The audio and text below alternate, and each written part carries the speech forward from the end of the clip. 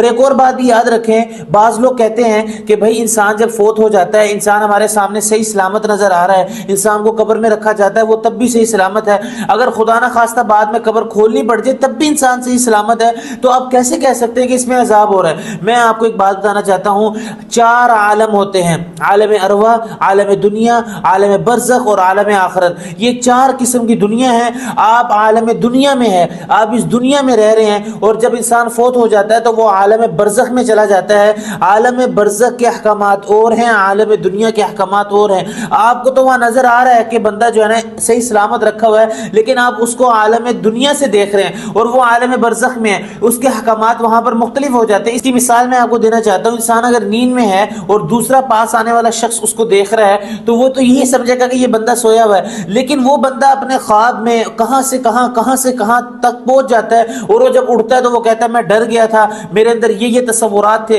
تو آپ وہاں پر اس کو کیوں نہیں کہتے کہ بھائی میرے سامنے آپ صحیح سلامت پڑے ہوئے تھے، آپ کو تو کچھ بھی نہیں ہوا، آپ کہہ رہے میں فلاں جگہ گیا تھا، فلاں مجھے ڈرا رہا تھا، یہ فلاں چیز میرے خواب میں آئی، تو وہاں پر آپ ایسے نہیں کہتے۔ تو معلوم ہوا کہ سامنے رکھا ہوا انسان وہ عالم برزخ میں ہے اور دیکھنے والا انسان عالم دنیا میں ہے۔ جب اس انسان کی جو کہ عالم دنیا میں کھڑے ہو کے دیکھ رہا ہے، اس کی جب آنکھیں بند ہوں گی، جب اس پر موت طاری ہوگی، پھر اس کو سمجھ آئے گا کہ عالم برزخ اور عالم ارواح یہ دونوں ڈیفرنٹ قسم کی چیزیں ہیں۔ تو یہ بات میں نے آپ کو بتائی۔ اب میں آپ کو بغیر کسی تاخیر کے قرآن کی طرف لے کے جانا چاہوں گا۔ قرآن میں ہے کہ النار یعرضون علیہا غدوا وعشیا، کہ ان پر آگ کا عذاب صبح شام مسلط کیا جاتا ہے۔ یہ آیت قرآن مجید کی صراحتاً عذاب قبر پر دلالت کرتی ہے، اور اس کے علاوہ آپ کو میں حدیث مبارکہ کی طرف بھی لے کے جانا چاہتا ہوں، لیکن حدیث مبارکہ کی جانے کی طرف سے پہلے میں ایک چھوٹی سی بات آپ کو بتانا چاہتا ہوں۔ بہت سے صحابہ کرام میں یہ بات پائی جاتی تھی، جب بھی قبر کا ذکر ان کے سامنے کر دیا جاتا تھا تو وہ بے تحاشا روتے تھے۔ حضرت عثمان بن عفان رضی اللہ تعالیٰ عنہ کے بارے میں مشہور ہے،